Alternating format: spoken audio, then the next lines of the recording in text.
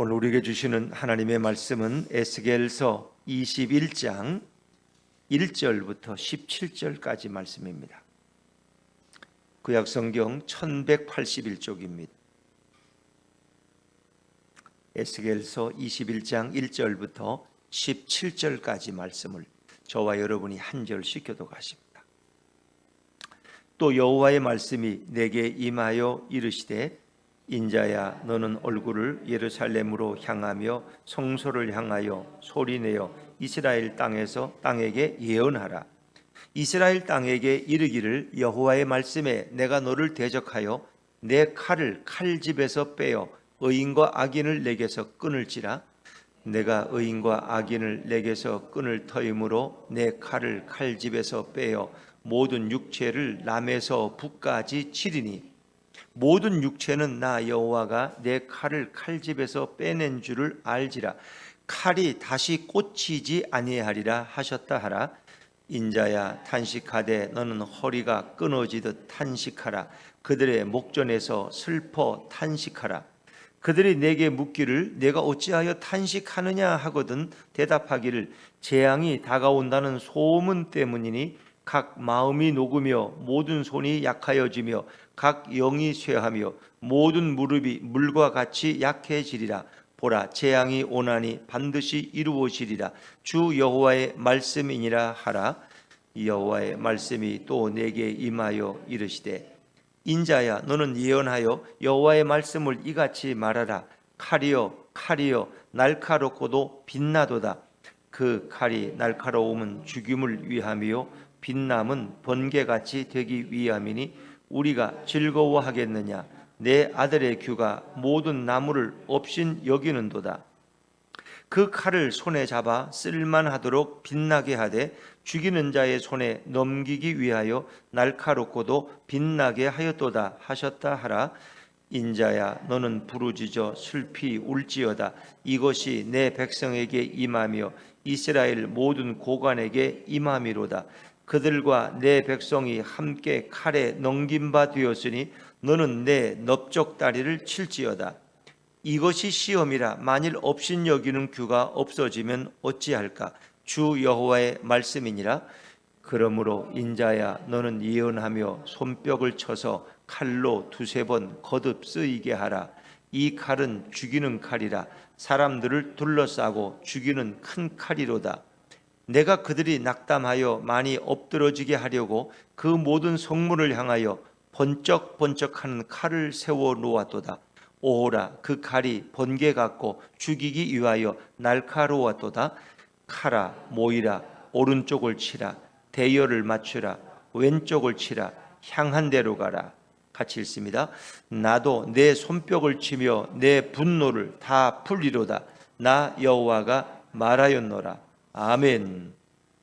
할렐루야. 네, 오늘도 주님의 은혜가 우리 모두에게 함께하기를 바랍니다. 자, 에스겔 20장에서 우리는 그 꽤 긴 49절까지의 말씀 속에서 하나님이 이스라엘과 하나님과의 만남, 그리고 지금 포로로 이끌어오기까지의 그 과정을 쭉 말씀하시면서 그들은 계속해서 반역하던 백성이었어요. 애굽에서도 우상을 숭배하고 하나님을 떠나고, 광야에서도 우상을 숭배하고 가증한 일을 행하고, 가나안 땅에 들어와서도 역시 그러하고, 지금 포로로 끌려온 상황 속에서도 역시 그들은 하나님께 집중하지 않고 있어요. 그리고 거짓 선지자들의 곧 돌아갈 거야, 아무 일도 없을 거야, 무슨 문제가 있겠어, 예루살렘은 아직 강건하잖아, 하나님의 성전이 있는데 무슨 일이 있겠어, 이제 이런 생각에 빠져 있죠. 그래서 에스겔은 이제 그들에게 지난 20장 마지막 부분에 불타는 숲의 비유라 그래서 예루살렘과 그 남방 이스라엘의 전체가 불로 불태워지는 이제 그런 무서운 예언을 하죠. 그리고 그 예언에 대한 해석이 21장 1절부터 7절인데 그 불로 임하는 심판을 칼로 임한 심판으로 이제 해석해서 이렇게 설명해 주고 있습니다. 그러나 결국은 21장은 다 칼의 이야기입니다. 칼. 우리가 칼 하면은, 그래서 어떤 분은 이 제목을 붙일 때 어느 주석에 보면 이상근 목사님이라는 분은 이 21장 전체를 칼의 노래라, 칼의 노래, 칼 노래, 칼이라는 건 결국 전쟁에서 사람을 죽이는 살육의 도구 아닙니까? 여러분이 혹시 또 이렇게 상식적인 걸 좀 예민하시면 칼의 노래라는 소설이 있었죠? 김훈이라는 작가가 쓴 칼의 노래라는 또 소설의 유명한 소설의 제목이 있어요. 그리고 이제 이순신 장군이 이 일대기입니다. 그래서 그가 백의 종군할 때부터 노량해전까지 이런 과정을 이제 이순신 어떤 개인의 살을 쭉 다루면서 이제 칼의 노래라는 제목을 이제 붙여놓은 그런 것인데, 어찌 보면 칼에 대해서 비유적으로 말씀하시는, 이제 그래서 칼을 어떤 의인화해서 결국 칼은 이스라엘 백성을 심판할 바벨론의 그런 어떤 무력을 이제 칼로 설명하고 있는 것이죠. 그래서 이것은 하나님의 심판, 공의의 심판. 하나님은 사랑과 자비의 하나님이고 용서의 하나님이지만 동시에 하나님은 준엄한 공의의 하나님이시다. 그 하나님의 공의의 심판은 예외가 없다는 거예요. 철저하게, 전면적으로, 신속하게 아주 그 심판이 이루어질 것이다.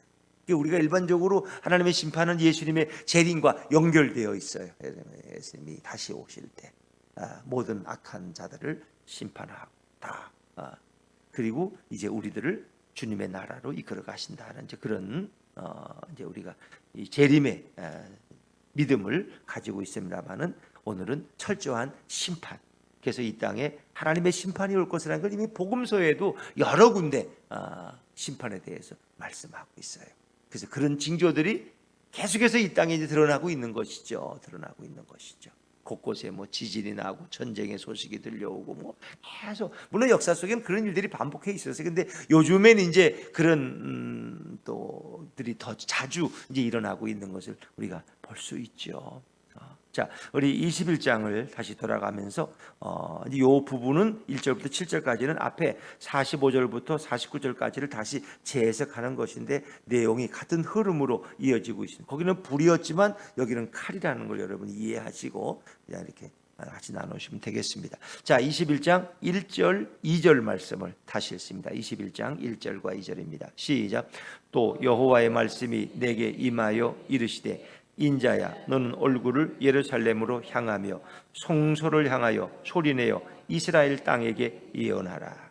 여호와의 말씀이 매번 임했어요. 한 단락이 끊어지면 또 여호와의 말씀이 내게 임하. 이건 하나님이 직접 에스겔에게 말씀하셨다는 거예요. 인자야, 에스겔을 가리키는 표현이죠. 너는 얼굴을 예루살렘으로 향하며, 얼굴을 예루살렘으로 향한다는 건 예루살렘을 향해서 예언하라는 거예요. 성소를 향하여 소리내어 이스라엘 땅에게 예언해라. 성소라는 것은 예루살렘 성전을 가리킵니다. 그 성전이 있는 예루살렘을 향해서 예언하라는 거예요. 자, 어떤 예언일까? 어떤 예언? 자, 우리 3절 4절 말씀 이어서 3절 4절입니다. 시작. 이스라엘 땅에게 이르기를 여호와의 말씀에 내가 너를 대적하여 내 칼을 칼집에서 빼어 의인과 악인을 내게서 끊을지라.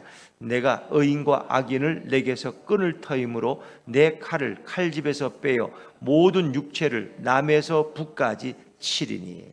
이스라엘 전역을 상징하는 거예요. 내가 너를 대적하여 내 칼을 칼집에서 빼어서 의인과 악인을 내게서 끊는다는 것은 우리가 에스겔 20장 47절에 보면 푸른 나무와 모든 마른 나무를 내가 없앨 것이다. 내가 그 땅에 불을, 이 남방 땅, 이거 이스라엘 전역을 가리키는 것인데 거기에 내가 불을 일으켜서 푸른 나무와 마른 나무를 없앨 것이다.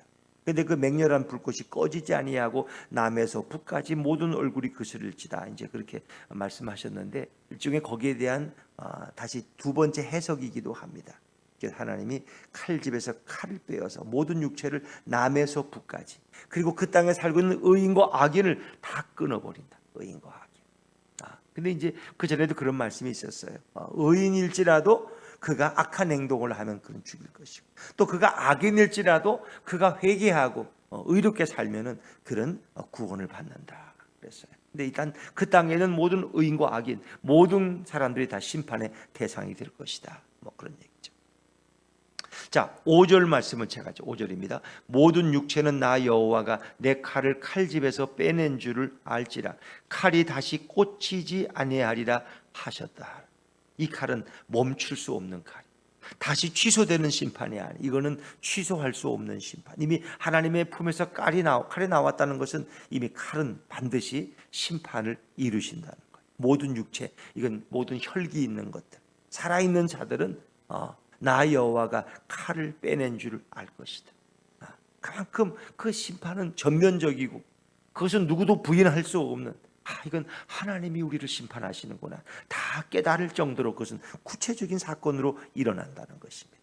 그래서 인자 에스겔에게 너가 이제 그런 것을 예언하면서 너의 허리가 끊어지듯 탄식하며 슬퍼하며 이 예언을 하라는 것. 이제 이것은 일종의 행위 예언이죠. 이런 슬픈 일을 예언할 때는 예언자가 자기가 마치 그런 일을 당하듯이 눈물을 흘리면서 또 탄식하면서 이렇게 예언하는 거예요. 자, 우리 6절 말씀 먼저 6절입니다. 시작. 인자야 탄식하되 너는 허리가 끊어지듯 탄식하라. 그들의 목전에서 슬퍼 탄식하라. 그래서 예언자들도 힘들었을 것 같아요. 막 기뻐하는 때는 예언자가 막 기뻐하면서 예언해야 되고, 슬픈 일을 당하면 또 자기가 슬픈 일을 당한 거죠. 그래서 에레미야도 보면은 뭐 어떤 때는 벌거벗고 다니기도 하고, 자기 백성이 이제 바벨론 포로로 끌려가는 자기 몸에 띠를, 이 포로의 띠를 메고 다니면서 하기도 이렇게. 이게 행위 예언이에요. 하도 말하면 못 알아들으니까 자기의 행위로 그 예언을 더 알아듣도록 그렇게 가르치는 이제 그런. 그래서 오늘 허리가 끊어지듯 탄식하고 슬퍼하며 탄식하라 하면서 예언하라는 것. 자, 근데 그 다가오는 소문이 어떤 소문일까? 7절 말씀 다시 한번 7절입니다. 시작. 그들이 내게 묻기를 내가 어찌하여 탄식하느냐 하거든 대답하기를 재앙이 다가온다는 소문 때문이니 각 마음이 녹으며 모든 손이 약하여지며 각 영이 쇠하며 모든 무릎이 물과 같이 약해지리라. 보라, 재앙이 오나니 반드시 이루어지리라. 주 여호와의 말씀이니라 하라. 하나님이 에레미야에게 에스겔에게 다 시키는 거예요. 근데 이제 그들이 그 무관심한, 하나님께 관심도 없는 그들이 물어. 너 왜 그렇게 허리를 붙들고 그렇게 탄식하면서 눈물을 흘리느냐? 그 이유가 뭐냐? 라고 물으면 재앙이 다가온다는 소문 때문이다. 이 재앙은 바로 바벨론의 침공을 통해서 이제 마지막 임할 이스라엘의 심판이죠. 이제 이게 바로 BC 586년 이루어지는 바벨론의 3차 침공, 그 소문 때문이라는 거예요. 이제 그것이 임박했죠. 지금 이 예언하는 시점에서 정확히 5년 후에 예루살렘은 멸망당합니다. 바벨론에 의해서. 이 포로로 끌려온 백성들은 아직도 회개할 줄도 모르고, 아직도 그들은 이제 곧 돌아갈 줄도 알고, 다시 가족을 만나리라고 기대하면서 지금 마음이 들떠 있어. 그리고 우리가 돌아가도록 바벨론의 능력 있는 신에게 좀 우리가 또 가서 우상을 섬기고 예배하자고 이렇게 엉뚱한 생각을 하고 있는 그들에게 지금 처참한 살육의 심판의 예언을 하고 있는 거예요. 이 재앙이 다가온다는 소문 때문에. 이것이 바벨론의 3차 침공, 앞으로 정확히 5년 후에 이루어질 일이에요. 그래서 그 소문 때문에 각 마음이 녹고 모든 손이 약하여지며 영이 쇠하며 모든 무릎이 물과 같이 약해지리라. 보라, 재앙이 오나니 반드시 이루어지리라. 주 여호와의 말씀이니라 하라. 반드시. 그러니까 5년 전에도 아직 이걸 그들은 안 믿어. 회개할 생각을 안 해. 근데 그것이 반드시 이루어져. 재앙이 오는데 반드시 이루어진다. 아주 강력한 예언을 에스겔은 또 선포하고 있습니다. 그래서 이 부분은 앞에 남방 지역을 중심으로 이스라엘에 임할 불의 심판을 다시 재해석하는 것으로 보시면 됩니다. 그래서 그 심판의 대상은 바로 예루살렘이고 이스라엘 성전이라는 거예요. 성소. 그걸 분명히 하죠. 이스라엘 전체가 심판의 대상. 근데 하나님의 심판의 방법은 뭐냐? 이제 칼로 심판한다는 거예요. 그래서 이제 우리 예언자들이 말할 때, 하나님이 심판할 때 늘 칼과 또 뭐예요? 칼과 온역과 또 뭐예요? 기근. 하나님의 심판의 3종 세트. 칼과 기근, 비가 안 오는 거. 그리고 온역, 전염병. 칼은 전쟁. 그렇죠. 전쟁. 근데 뭐 그 외에도 뭐 비가 안 와서 그런지 이렇게 하와이 마우이에 큰 불이 나서 실종자가 1,300명, 이제 시신을 확인한 사람은 116명 정확히. 그러니까 1,300명은 어디 갔어? 아직도 소식이 없는데 산에 살아 있을까? 동굴 속에 들어가 있을까? 아마 그 중에 절반 이상은 아마 다 죽어서 연락도 안 되고, 나중에 시신으로, 또 시신도 발견하기 어려울 때 바다에 뛰어들었으니까 많은 사람들이. 이런 비참한 역사 이래로 이런 화재로 인한 이런 일들은 아직까지는 없었는데 참 무서운 일이죠. 뭐 그런 일이 닥치지 않는다고 누가 장담할 수 있겠어요? 갑자기 태풍이 몰아치고 걷잡을 수 없는 상황에서 사람들은 피할 길마저 차단됐을 때 오는 결과죠. 근데 그런 재앙이 역사 속에도 어찌 보면 지금도 그렇지만 앞으로 더 자주 올 것이다. 그런 것이 자주 올 것이다. 그것이 일반적인. 그래서 하나님의 말씀은 어찌 보면 오늘도 우리에게 간절하게 깨어 있을 것을, 하나님의 공의의 심판은 반드시 임할 것을 우리 계속해서 말씀하고 있다는 것이죠. 근데 그것은 칼의 심판이라고 분명히 말씀합니다. 자, 이제 하나님의 심판의 방법을 이제 설명합니다. 8절과 9절입니다. 8절과 9절 시작. 여호와의 말씀이 또 내게 임하여 이르시되 인자야 너는 예언하여 여호와의 말씀을 이같이 말하라. 칼이여 칼이여 날카롭고도 빛나도다. 칼을 노래하는 거예요. 칼을. 근데 날카롭고도 빛난다. 이게 옛날 성경에는 이게 뭐 마광하다, 그러니까 마광하다. 이제 마광이라는 것은 날카롭고도 빛난, 칼을 잘 계속 이렇게 갈고 닦으면 바짝바짝바짝 빛나죠. 그 얼마나 예리해 칼이 막 계속 갈고 닦고 날카롭게 날을 세우면 막 바짝바짝바짝 빛이 나는 거. 그게 마광이에요. 이게 날을 세워서 막 바짝바짝. 그러니까 그 하나님의 심판의 칼이 얼마나 예리하고 얼마나 위험한가를 우리에게 보여주는 거예요. 아주 날카롭고 그 칼이 막 빛나. 그 칼을 피할 자가 없어. 얼마나 예리한지 스치기만 해도 사람들이 다 죽어나가 그냥. 이제 그것을 계속 강조하는 거예요. 그 심판이 얼마나 무섭고 위험한 심판이라는 거예요. 이런 일은 오히려 태어나지 않은 자들이 오히려 복된 것이고, 일찍 그 심판을 안 보고 일찍 죽은 자가 오히려 행복할 정도로 그 칼은 아주 무서운 심판이 임할 것을 예고하고 있죠. 자, 10절 말씀을 넘어가요. 10절입니다. 시작. 그 칼이 날카로움은 죽임을 위함이요 빛남은 번개같이 되기 위함이니 우리가 즐거워하겠느냐. 내 아들의 규가 모든 나무를 업신 여기는도다. 이 부분이 이제 조금 해석이 어려운 부분인데, 하여튼 앞부분은 그 칼은 날카로운 죽임을 위한 칼이에요. 또 그 칼이 막 바짝바짝 빛나는 것은, 마광하는 것은 번개같이 모든 것이 이루어지기 위해서. 그게 칼은 그 심판에는 이렇게 무섭고 날카로워. 근데 이런 심판 앞에 우리가 언제까지 즐거워하겠냐. 너희가 언제까지 즐거워하느냐. 내 아들의 규가 모든 나무를 업신 여기는도다. 내 아들의 규가, 이제 규라는 것은 홀, 임금이 잡는 이렇게 왕권을 상징하는 막대기를 가리키는 것인데, 결국 이것은 이제 메시아의 통치, 메시아의 왕권을 가리켜요. 그것은 메시아의 왕권. 내 아들의 규가 모든 나무를 업신 여기는도다. 어떤 그 모든 심판이 어떤 메시아의 통치의 한 부분이라는 것을 우리에게 말씀하고 있는 거죠. 내 아들의 규가 모든 나무를 업신 여기. 이 나무라는 건 다 불태워지는, 이제 이스라엘의 모든 나무들 다 불태워서 없어질 잘릴 나무들인데, 결국은 하나님의 심판이, 그 메시아의 심판은 그렇게 무섭고 준엄함을 우리에게 보여주는 그런 내용이라고 우리가 일반적으로 생각할 수 있겠습니다. 그 부분이 조금 해석이 곤란한 부분인데, 여러분들도 또 이렇게 참고할 만한 것이 있으면 한번 더 살펴보시면 좋겠습니다. 11절을 제가 읽겠습니다. 11절. 그 칼을 손에 잡아 쓸만하도록 빛나게 하되 죽이는 자의 손에 넘기기 위하여 날카롭고도 빛나게 하였도다 하셨다 하라. 이 죽이는 자의 손은 바로 바벨론의 그 무력을, 바벨론이 3차 침공에서 이제 완전히 이스라엘을 휩쓸어 버리는, 그러기 위해서 하나님은 칼을 더 예리하게 갈고 준비하셨다. 그러니까 바벨론을 도구로 사용하셔서 이제 3차 침공을 통해서 이스라엘이 완전히 이제 역사 속에 사라질 것을 말씀하고 있는 거죠. 그런데 그 심판에게 예외는 없어요. 모든 고관, 임금들까지도 다 그 심판에 넘겨지게 된다. 12절 말씀을 같이 읽죠. 12절 시작. 인자야 너는 부르짖어 슬피 울지어다. 이것이 내 백성에게 임하며 이스라엘 모든 고관에게 임함이로다.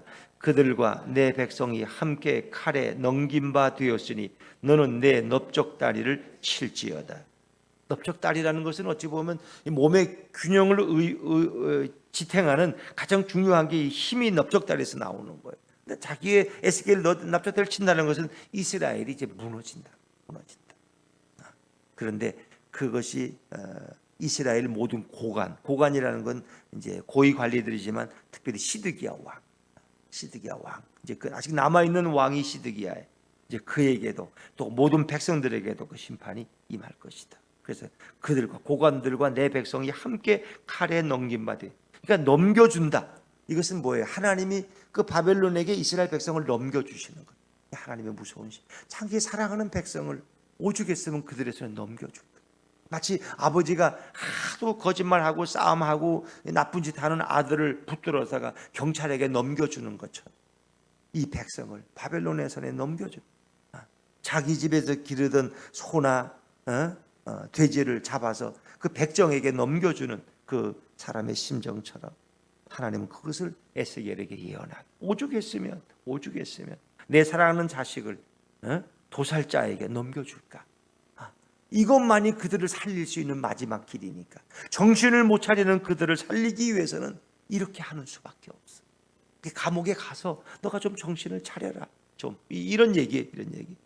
이제 그것은 엄청난 시련과 징계를 의미하는. 그래서 그 중에서도 정신 차린 몇 명은 다시 돌아와서 새로운 이스라엘을 다시 일으킬 것을 예고하고 있는 거죠. 그래서 에스겔은 자신의 넓적다리를 치면서 이렇게 예언하고 있는 거예요. 13절도 같은 내용 건너뛰겠습니다. 14절 말씀, 14절, 15절 이어서 우리 같이 읽겠습니다. 시작. 그러므로 인자야 너는 예언하며 손뼉을 쳐서 칼로 두세 번 거듭 쓰이게 하라. 이 칼은 죽이는 칼이라. 사람들을 둘러싸고 죽이는 큰 칼이로다. 내가 그들이 낙담하여 많이 엎드러지게 하려고 그 모든 성문을 향하여 번쩍번쩍하는 칼을 세워 놓았도다. 오호라 그 칼이 번개 같고 죽이기 위하여 날카로웠도다. 칼에 대한 얘기가 계속 반복되겠어. 저도 이거 이런 걸 또 계속 반복. 한 번만 하시지. 근데 왜 하나님은 이렇게 계속?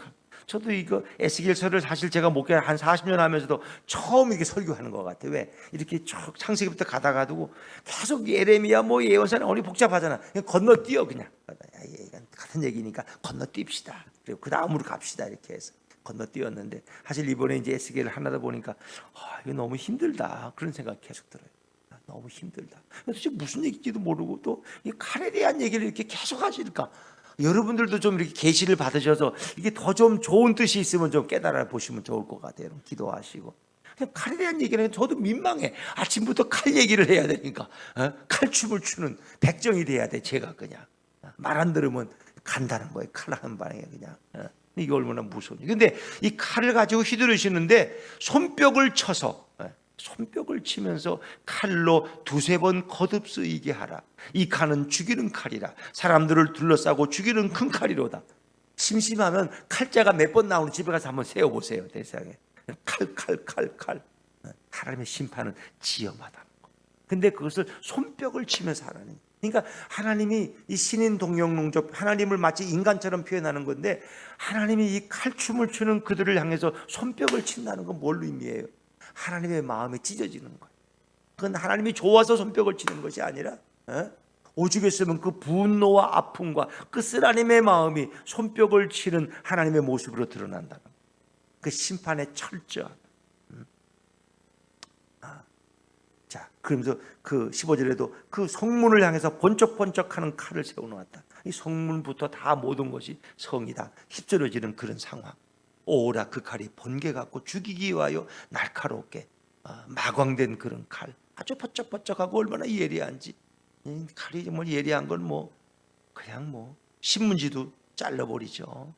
그런데 그 심판이 얼마나 철저한지 또 하나님 말씀하시는데 16절 말씀 16절입니다. 시작. 칼아 모이라 오른쪽을 치라 대열을 맞추라 왼쪽을 치라 향한 대로 가라. 마치 오징어 게임이란 영화를 보면은 이렇게 사람들을 죽이는데 강쪽에서 막 기관총이 난사돼서 다 죽어 거기서 도망갈 수가 없어. 그런 것처럼 오늘 칼로 심판하는데 칼아 모이라 모여서 오른쪽을 치고 대열을 맞춰도 왼쪽을 치고 빼놓은 데가 없어. 이 심판은 이렇게 준엄하고 철저하다는 거예요. 오른쪽 왼쪽 아주 열을 맞춰서 칼들이 그냥 이스라엘 백성을 하나하나 다 살육하는 모습. 그래서 바벨론의 침공으로 예루살렘 거의 99%가 다 살육당하고 도망가던 사람들 또 칼에 또 기다리던 자들에게 또 죽고 전염병으로 죽고 굶어 죽고 그리고 포로로 끌려간 사람만이 겨우 살아서 3차 포로가 돼서 바벨론 땅에 가서 70년을 지내는 거예요. 하나님의 심판이 이렇게 무섭다. 17절 제가 읽죠. 나도 내 손뼉을 치며 내 분노를 다 풀리로다. 나 여호와가 말하였노라. 자기 백성을 칼로 난두질하는 것을 보면서 손뼉을 치는 하나님의 마음은 얼마나 찢어질 것 같을까. 하나님을 조롱하고 멸시하고 대적하던 이 백성, 그렇게 많은 세월 수백 년 동안 너희들을 향해서 내가 기회를 주고 예언자들을 보내서 너희를 회개하도록 했는데 너는 여전히 나를 떠나고 예루살렘 성전 은밀한 곳에서 우상 숭배나 하고 있고 딴짓거리 하고 있고, 그런 더 이상 내가 너를 용납할 수가 없다는 거예요. 그래서 하나님이 오히려 찢어지는 마음으로 손뼉을 친다는 것은 그 전쟁을 응원한다는 건데, 이 심판이 이렇게 이루어진다는 것을 하나님의 아픈 마음을 손뼉을 친다는 표현으로 사용하고 있는 것이죠. 그렇습니다. 이 세상은 우리의 뜻대로 되어지지 않습니다. 이 역사의 주관자는 바로 하나님, 하나님의 섭리와 하나님의 계획대로 모든 것이 이루어지고 그 배후에는 하나님의 말씀이 있습니다. 하나님의 말씀은 우리의 구원에 대한 귀중한 말씀이 있지만 또한 심판의 무서운 말씀도 존재하고, 하나님은 역사 속에 그 심판을 계속해서 이루어 나갔습니다. 그래서 첫 번째가 노아의 심판, 그렇죠? 노아의 홍수 심판. 하나님이 결국은 지으신 백성들이 너무나 범죄가 그냥 흉흉하고 악이 팽배하니까 결국 그들을 쓸어버리시고 사람 지은 것을 후회하죠. 또 바벨탑, 그들이 그냥 하나님께 향해서 올라오려고 그 바벨탑을 휩쓸어 버리고 언어를 혼동시켜, 그리고 역사 속에 많은 심판의 역사들 우리가 보여주고 있는 것이죠. 오늘도 마찬가지입니다. 이제 마지막 주님의 재림과 함께 이루어질 그 심판을 우리로 하여금 생각나게 하고, 거기서 메시아의 진정한 통치를 받는 백성들만이 진정한 그 심판에서 살아나고 구원받을 수 있음을 말씀하고 있죠. 제가 토요일도 그런 말씀 드렸습니다만은, 정말 그 마우이 섬이 다 불에 타는데 거기 홀로 남은 레드하우스, 그 집만은 그 심판 가운데서도 불 속에서도 그슬리지도 않고 그대로 존재해요. 불이 옆에 차도 하나씩 세워져 있다. 그 집만은 이상의 피해가. 그건 무슨 이유인지 모르겠어요. 그러나 하여튼 주인은 뭐 콘크리트로 지어서 그렇다고 말은 그렇게 하는데 어떤 이유인지는 모르겠어요. 어찌 보면 우리의 마지막 심판 때도 다 그런 심판을 당할 때도 하나님의 보호 가운데, 하나님의 날개 아래 보호를 받고 그 피난처에서 안전하게 다시 주님 나라에 들림받는 백성들이 반드시 존재한다는 거예요. 그래서 오늘 우리는 그 하나님의 말씀을 신뢰하고 우리의 주인이신 예수 그리스도를 바라보면서 오늘도 주님과 함께 한 주간을 힘있게 걸어가는 우리 모두가 되시기를 주의 이름으로 축원합니다. 기도하겠습니다.